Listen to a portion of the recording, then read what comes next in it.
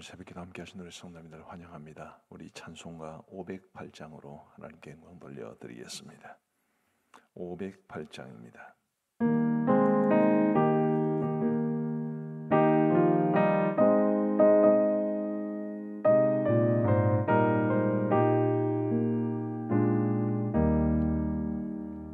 우리가 지금은 나그네 되어도 화려한 천국에 머져 나가리니 이 세상 있을 때 주 예수 위하여 끝까지 힘써 일하세. 주에게 부탁하시니 천사도 흠모하겠네.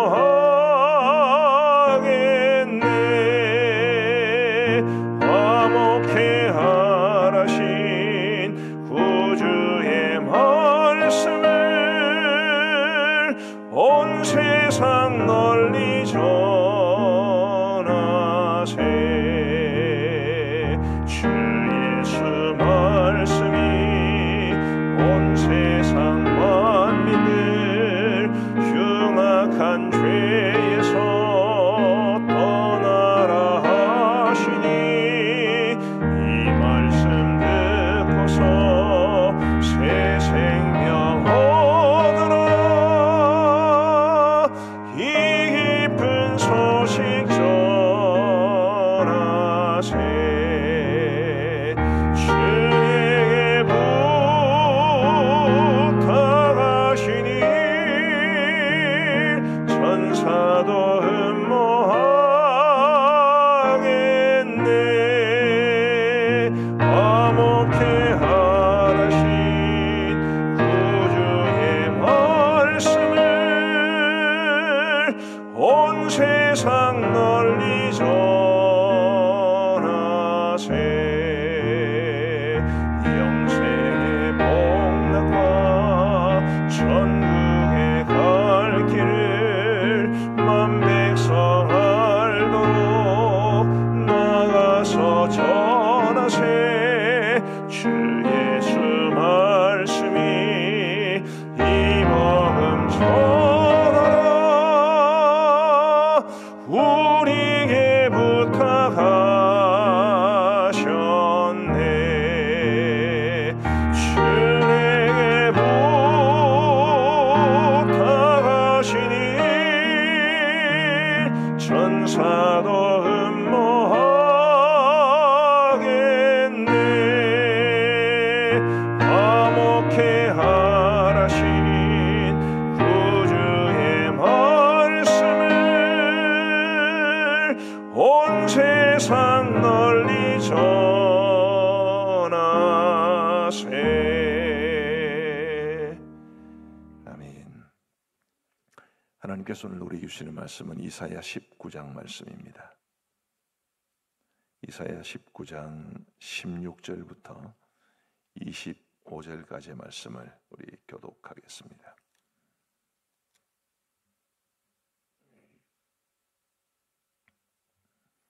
이사야 19장 16절부터 25절, 제가 먼저 16절을 읽겠습니다. 그날에 애굽이 부녀와 같을 것이라. 그들이 만군의 여호와께서 흔드시는 손이 그들 위에 흔들림으로 말미암아 떨며 두려워할 것이며 유다의 땅은 애굽의 두려움이 되리니 이는 만군의 여호와께서 애굽에 대하여 정하신 계획으로 말미암음이라. 그 소문을 듣는 자마다 떨리라. 그날에 애굽 땅에 가나안 방언을 말하며 만군의 여호와를 가리켜 맹세하는 5 성읍이 있을 것이며 그중 하나를 멸망의 성읍이라 칭하리라. 그날에 애굽 땅 중앙에는 여호와를 위하여 제단이 있겠고 그 변경에는 여호와를 위하여 기둥이 있을 것이요 이것이 애굽 땅에서 만군의 여호와를 위하여 징조와 증거가 되리니 이는 그들이 그 압박하는 자들로 말미암아 여호와께 부르짖겠고 여호와께서는 그들에게 한 구원자이자 보호자를 보내사 그들을 건지실 것임이라. 여호와께서 자기를 애굽에 알게 하시리니 그날에 애굽이 여호와를 알고 제물과 예물을 그에게 드리고 경배할 것이요 여호와께 서원하고 그대로 행하리라. 여호와께서 애굽을 치실지라도 치시고는 고치실 것이므로 그들이 여호와께로 돌아올 것이라. 여호와께서 그들의 간구함을 들으시고 그들을 고쳐 주시리라. 그날에 애굽에서 아수르로 통하는 대로가 있어 아수르 사람은 애굽으로 가겠고 애굽 사람은 아수르로 갈 것이며 애굽 사람이 아수르 사람과 함께 경배하리라. 그날에 이스라엘이 애굽 및 아수르와 더불어 셋이 세계 중에 복이 되리니 이는 만군의 여호와께서 복주시며 이르시되 내 백성 애굽이여 내 손으로 지은 아수르여 나의 기업 이스라엘이여 복이 있을지어다 하실 것임이라. 아멘. 이사야 19장 말씀은 애굽에 관한 하나님의 말씀인데 좀 유심히 읽어보면 아주 당황스러울 정도로 앞부분과 뒷부분의 내용이 다릅니다. 이제 지난 토요일 날, 지난 주일 날 말씀을 보셨겠지만 오늘 본문 바로 앞에 있는 이사야 19장 1절부터 15절까지의 말씀은 애굽에 대한 하나님의 심판에 관한 말씀입니다.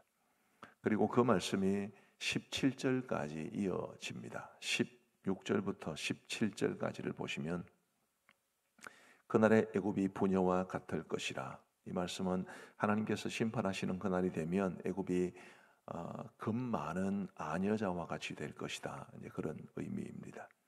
그들이 만군의 여호와께서 흔드시는 손이 그들 위에 흔들림으로 말미암아 떨며 두려워할 것이며, 하나님의 심판이 애굽에 임하면 애굽 사람들이 떨며 두려워할 것을 말씀해 주시죠. 17절 말씀해 보시면 유다의 땅은 애굽의 두려움이 되리니 이는 만군의 여호와께서 애굽에 대하여 정하신 계획으로 말미암음이라. 그 소문을 듣는 자마다 떨리라. 여기까지가 하나님께서 애굽에 대한 심판의 말씀을 주신 겁니다. 근데 18절 말씀부터 보시면 아까도 이야기했듯이 좀 당황스러울 정도로 내용이 확 바뀝니다. 18절 말씀에 보시면 그날에 애굽 땅에 가나안 방언을 말하며 만군의 여호와를 가리켜 맹세하는 5 성읍이 있을 것이며 그중 하나를 멸망의 성읍이라 칭하리라.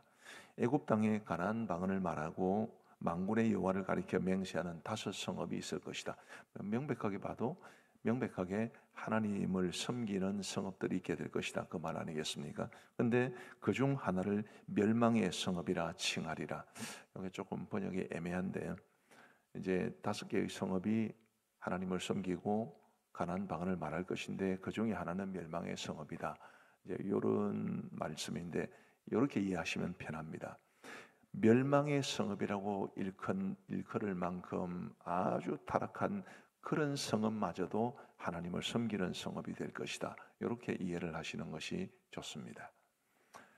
옛날에는 장망성 그렇게 이야기를 했습니다만은 장차 망할 성읍이다 뭐 그런 뜻이었죠. 근데 너무 다르지 않습니까? 18절 이전과 18절 이후가 애굽에 대해서 하나님의 심판을 말씀하셨는데 18절부터는 느닷없이 하나님을 섬기는 성읍이 있게 될 것이다 그렇게 말씀하시고요. 19절부터는 더합니다. 19절에 보시면 그날에 애굽 땅 중앙에는 여호와를 위하여 제단이 있겠고 그 변경에는 여호와를 위하여 기둥이 있을 것이요. 애굽 땅 중앙에 여호와를 위한 제단이 있고 그 변경에는 여호와를 위하여 기둥이 있을 것이요. 이런 말씀들을 보면 하나님께서 애굽의 구원, 애굽 사람들이 우리처럼 하나님을 믿고 그리고 하나님을 섬기는 그날이 오게 될 것을 말씀해 주고 계십니다. 그 뒤에 나오는 모든 말씀들이 다 그런 내용입니다. 그러면 왜 이 이사야 19장에 이런 황당할 만큼 좀 황당하다기보다 당황스러울 만큼 전혀 다른 내용이 앞뒤로 펼쳐져 있는가? 그것은 세계 열방을 향한 하나님의 마음을 보여줍니다. 하나님께서는 세계 모든 열방이 다 구원받고 하나님을 섬기기를 바라시죠. 그러나 그 당시에 애굽처럼 지금도 수많은 열방들이 하나님을 알지 못한 채 하나님을 대적하거나 혹은 하나님의 심판을 면할 수 없는 그런 죄악 가운데 살아가고 있습니다. 그런 세상을 바라보며 세계 열방을 바라보며 하나님이 얼마나 마음이 복잡하실까를 보여주는 게 이사야서 19장입니다. 그리고 우리는 이런 말씀들을 통해서 하나님께서 세계 열방이 하나님께로 돌아오기를 바라신다는 것을 알아야 하고 그리고 그 일을 위해서 우리가 마땅히 헌신해야 할 것입니다. 21절 말씀에 보시면 여호와께서 자기를 애굽에 알게 하시리니, 어떻게 알게 하신다는 뜻입니까? 하나님께서 어떻게 자기를 애굽에 알게 하실까요? 하나님을 믿는 우리를 통해서 알게 하신다는 의미입니다. 그러면 그날에 애굽이 여호와를 알고 제물과 예물을 그에게 드리고 경배할 것이요 여호와께 서원하고 그대로 행하리라. 우리 하나님을 애굽에 알게 하는 뭔가 방편이 있어야 하는데, 그 방편이 바로 지금 우리 선교사님들이고, 그리고 세계 열방을 위해서 기도해야 될, 그리고 보내는 선교사로서의 사명을 감당해야 할 우리를 통해서 하나님께서는 그 일이 이루어지기를 바라고 계십니다. 그래서 오늘 이 이사야 19장 말씀은 우리에게 선교적 사명과 세계 열방이 복음으로 하나 되는 역사를 기대하시는 하나님의 마음을 잘 보여준다고 믿습니다. 우리 선교사님들이 국내에 평안한 삶을 뒤로하고 이제 선교지로 가셔서 정말 열심으로 수고하고 땀 흘리고 계십니다. 물론 한국 땅에 사는 것도 어렵긴 어렵죠. 그러나 그래도 우리는 우리나라 말이 통하고 마음 편히 신분의 걱정 없이 살 수 있는 우리 고국에 살고 있지 않습니까? 그러나 우리 선교사님들은 그렇지를 않습니다. 제가 수년 전에 우리 강현찬 선교사님 가정이 오만에 있을 때, 그때 오만을 잠시 방문했던 적이 있습니다. 굉장히 무더웠고요. 50도 이상 올라가는데 이제 그 오만, 강현찬 선교사님이 계셨던 그 오만의 성 도시에는 호텔이 제대로 된 게 없어가지고 이제 강현찬 선교사님 댁에 머무르게 되었습니다. 굉장히 덥고 땀도 많이 나고 해서 이제 저녁에 샤워를 하려고 찬물을 틀었는데 손 댈 뻔했어요. 저는 당연히 찬물인 줄 알고 손을 댔는데 뜨거운 물이 나오더라고요. 왜 그러냐면 건물 위에 있는 그 물탱크, 그게 햇볕에 가열이 돼가지고 끓는 물처럼 된 겁니다. 제가 그때 굉장히 마음에 어떤 비장함 같은 게 좀 느껴졌는데, 우리 선교사님들이 50도가 넘어가는 이런 곳에 있으면서 찬물로 샤워도 제대로 못 하시는구나, 그런 생각을 하면서 굉장히 마음에 힘들었던 적이 있습니다. 샤워를 하려면 욕조에 물을 받아놓고 한참 식혀야, 그래야 좀 시원한 물로 샤워를 할 수 있는 그런 상황입니다. 우리 선교사님들이 그래도 국내에 있으면서 우리처럼 편안하게 살 수도 있었을 텐데, 그런 일들을, 그런 삶을 뒤로하고 지금 선교지로 나가서 복음을 전하는 것이 바로 여호와를 그들에게 알려주기 위함이 아니겠습니까? 우리도 마땅히 선교사님들을 위해 기도해야 하고, 또 보내는 선교사로서의 사명을 잘 감당해야 할 줄 믿습니다. 왜냐하면 세계 열방을 향한 하나님의 뜻이 그러하기 때문입니다. 오늘 설교의 제목을 열방이 복음으로 하나 되는 역사, 이렇게 정했는데요. 이 복음이 들어가게 되면 어떻게 되는가라는 것에 대해서 23절부터는 아주 감격적으로 이렇게 말해 줍니다. 그날에 애굽에서 아수르로 통하는 대로가 있어 아수르 사람은 애굽으로 가겠고 애굽 사람은 아수르로 갈 것이며 애굽 사람이 아수르 사람과 함께 경배하리라. 애굽과 아수르 사이에 평화가 이루어질 것이라는 말씀이지요. 애굽과 아수르는 원수입니다.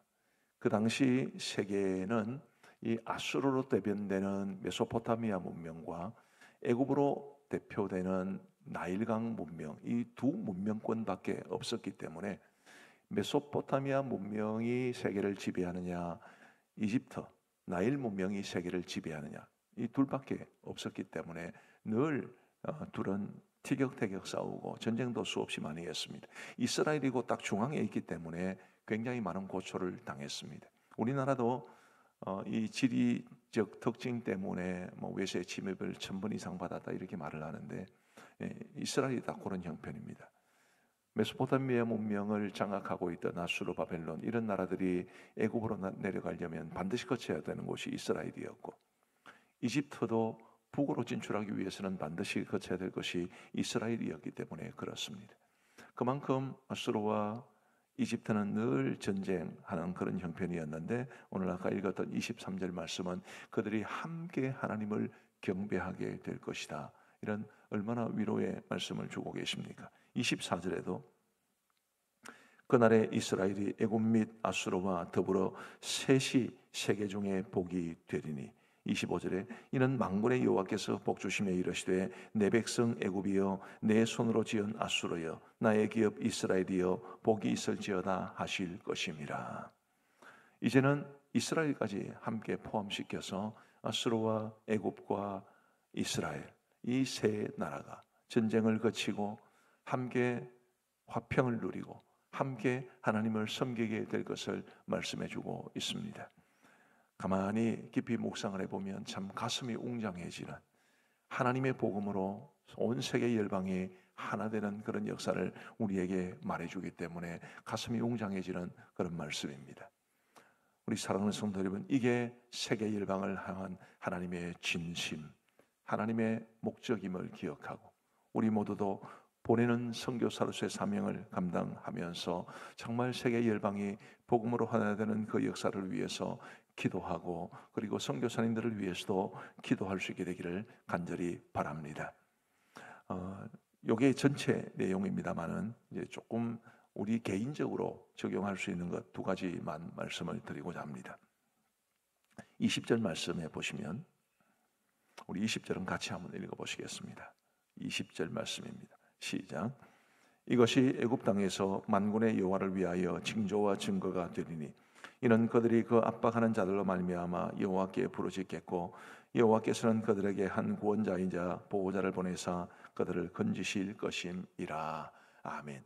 자, 화면에서 두 번째 줄 제일 마지막에 보시면 그들이 그 압박하는 자들로 말미암아 여호와께 부르짖겠고 여호와께서는 그들에게 한 구원자이자 보호자를 보내사 그들을 건지실 것임이라. 하나님께서 보내실 구원자이자 보호자는 명백하게 메시아 예수 그리스도를 가리킵니다. 하나님께 부르짖으면, 그 압박하는 자들로 말미암아 하나님께 부르짖으면 하나님께서는 구원자를 보내셔서 그들을 건지실 것이다, 이렇게 말씀하시는데, 이것은 곧 우리에게 주시는 하나님의 약속의 말씀이기도 합니다. 우리도 이 땅의 삶이 고단하고 힘들 때 하나님께 부르짖으면 하나님께서 반드시 그리스도의 능력과 성령의 도우심으로 우리에게 응답해 주실 줄 믿습니다. 우리가 기도하는 이유가 바로 여기에 있는 것 아니겠습니까? 기도하면 하나님이 응답해 주신다.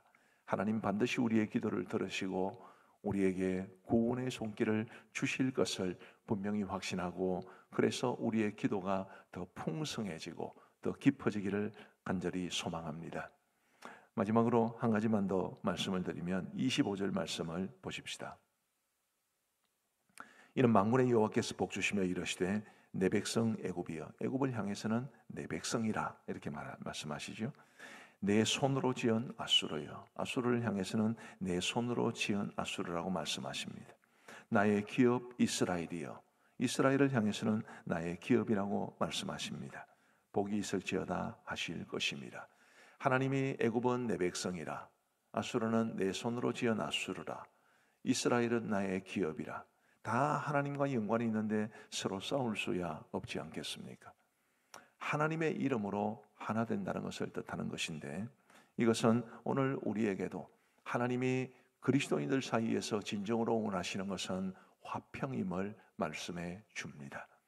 저하고 누군가 사이가 좋지 않은 어떤 분이 있을 때, 저도 하나님의 자녀요, 그분도 하나님의 자녀라면 우리가 하나님의 이름으로 하나 된 것 아니겠습니까? 그런데 하나님의 이름으로 하나 된 우리 사람들이, 믿음의 사람들이 서로 티격태격하고 서로 다투고 서로 원망하고 미워하는 것은 하나님의 마음을 심히 아프게 하는 것이고, 하나님이 우리에게 원하시는 것은 바로 하나님의 이름으로 진정한 화평을 이루는 것임을 기억합시다. 그리고 우리의 마음으로 관계가 불편한 분들을 위해서 축복해 주고, 산상수훈이 말해주는 것처럼 너희를 미워하는 자를 축복하고 그들을 위하여 기도하라고 말씀해 주시는 것처럼 하나님의 이름으로 화평을 추구하며 이루어갈 수 있는, 그래서 하나님의 자녀라 일컬음을 받을 수 있는 하나님의 마음을 시원하게 해드릴 수 있는 우리 모두가 되기를 간절히 소망합니다. 기도하시겠습니다. 우리 하나님 아버지 감사합니다. 주일을 지나고 맞은 이 월요일 아침에 저희들의 단잠을 깨우시고 우리 하나님 앞에 새벽 제단 쌓을 수 있도록 은혜를 베풀어 주신 것을 진심으로 감사합니다. 하나님 아버지, 오늘 주신 말씀이 참 세계 열방을 향한 하나님의 뜻과 계획을 말씀해 주셨는데 이 말씀이 우리의 마음에 큰 감동과 또 큰 사명으로 다가옴을 고백합니다. 하나님이여, 마땅히 멸망받을 애굽조차도 하나님께서 건지사 그들이 하나님을 믿고 섬기고 경배하는 백성이 되기를 원하시고, 그토록 사이가 안 좋았던 애굽과 아수르와 이스라엘마저 하나님의 이름으로 하나 되기를 원하셨사온데, 하나님이여, 우리가 이러한 세계 열방을 향한 하나님의 뜻을 바르게 알고 우리 열심히 이 세계 열방이 복음으로 하나 될 수 있도록 하기 위해 기도할 수 있도록 도와주옵시고, 하나님께서 이루실 그 소중한 뜻을 위하여 함께 헌신할 수 있도록, 보내는 선교사로서의 사명을 잘 감당할 수 있도록 은혜를 베풀어 주옵소서. 아버지 하나님, 세계 열방을 향하신 하나님의 이러한 뜻이 속히 이루어지기를 간절히 원하옵고, 하나님이여, 이 소중한 일을 위해서 세계 열방으로 나아가 복음을 전하시는 우리 선교사님들에게 주님께서 함께하여 주옵시며, 그들의 모든 사역의 현장 위에 하나님께서 두 손 들어 복을 내려 주옵소서.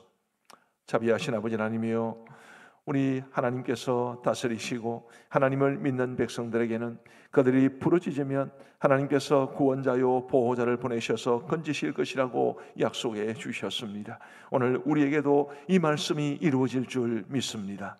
우리의 삶의 고단함으로 우리가 하나님 앞에 간절히 기도하고 부르짖으면 하나님께서 응답해 주실 줄 믿사오니, 하나님이 오늘 우리의 기도의 시간 위에도 복을 내려 주옵시고, 우리의 기도에 귀 기울이시사 하나님의 그 구원의 손길, 보호의 손길, 건지시는 손길을 허락하여 주옵소서.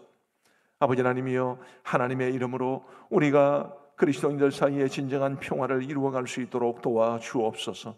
교회 안에서도, 목장에서도, 기관이나 부서에서도 하나님이여, 그 어떤 사람들과의 관계도 맺히지 아니하도록 도와주시고, 하나님의 이름으로 화평을 누리고 하나님의 이름으로 서로 사랑하며 하나 될 수 있도록 인도하여 주옵소서.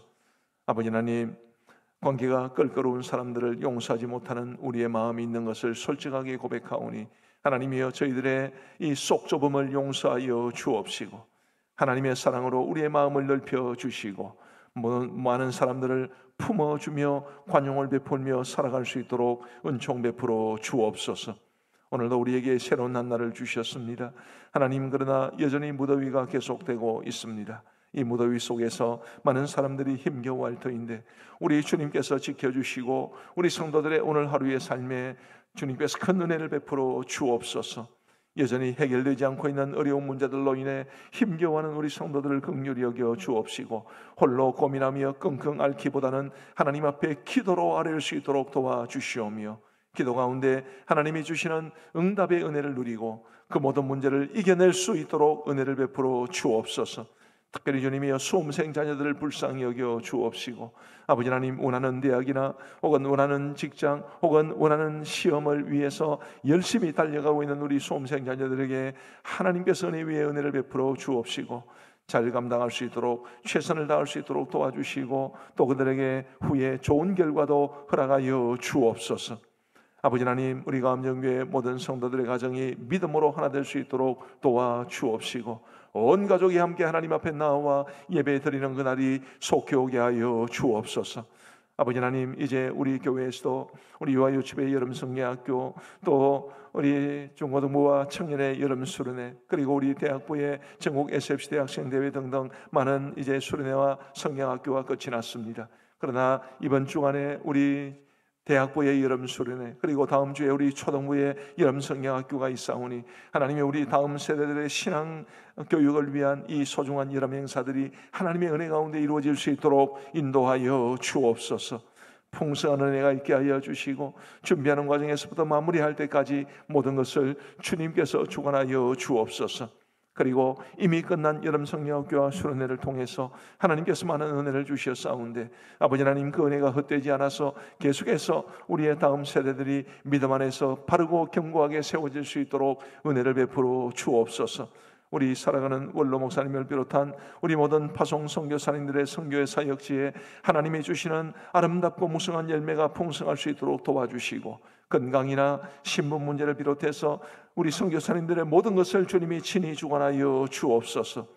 우리 가음정교회를 주께서 사랑하사 오늘 118년의 역사 동안 우리 하나님께서 지켜주시고 인도하여 주신 것을 감사합니다. 더 아름답고 더 건강하고 더 하나님의 마음을 기쁘게 하는 교회가 되게 하여 주옵시고, 특별히 교회 설립 120주년을 기념하며 우리 교회가 기도하며 함께 추진하고 있는 이 분립개척의 비전을 하나님께서 친히 이루어 주옵시고, 그 일을 위해서 앞서 일하시는 우리 분립개척교회 추진위원들에게 지혜와 능력과 하나님의 은총을 더하여 주옵소서.